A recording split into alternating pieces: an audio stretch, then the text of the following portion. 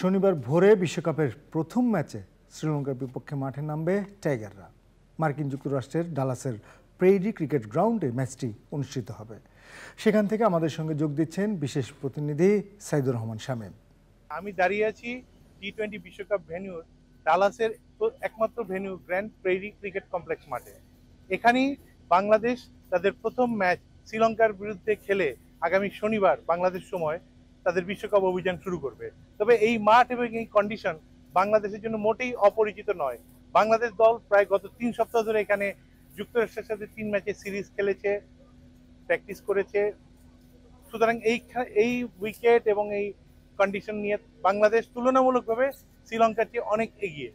তবে একটা শঙ্কার জায়গা তৈরি হয়েছে, সেটা হলো আবহাওয়ার যে বিরূপতা।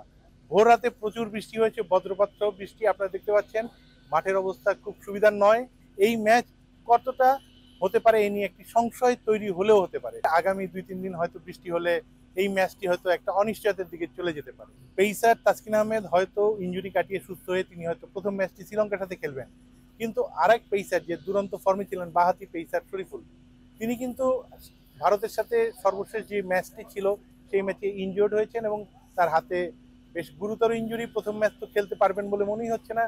তিনি কটা ম্যাচ দলের হয়ে খেলতে পারেন এটা নিয়ে সংশয় রয়েছে। সুতরাং বাংলাদেশের বোলিংয়ে তাসকিনের অন্তর্ভুক্তি নিয়ে যে একটা সুবিধাজনক অবস্থায় ছিল, তেমনি শরীফুলের বাদ পড়ার সংখ্যাটা বাংলাদেশের বোলিং ডিপার্টমেন্টকে অনেকটাই বিপাকে রেখেছে।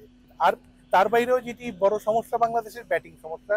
টপ অর্ডারে 3 ব্যাটসম্যান রান পাচ্ছে না, বাংলাদেশের জন্য বিশাল সমস্যা তৈরি হয়ে গেছে।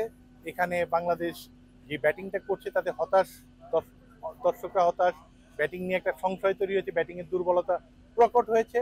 এবং এখানে যে বাংলাদেশের শ্রীলঙ্কার সাথে প্রথম ম্যাচ বিশ্বকাপের, এ নিয়ে কিন্তু ডালাস শহরে বেশ একটা ভালো পজিটিভ ভাইব আছে।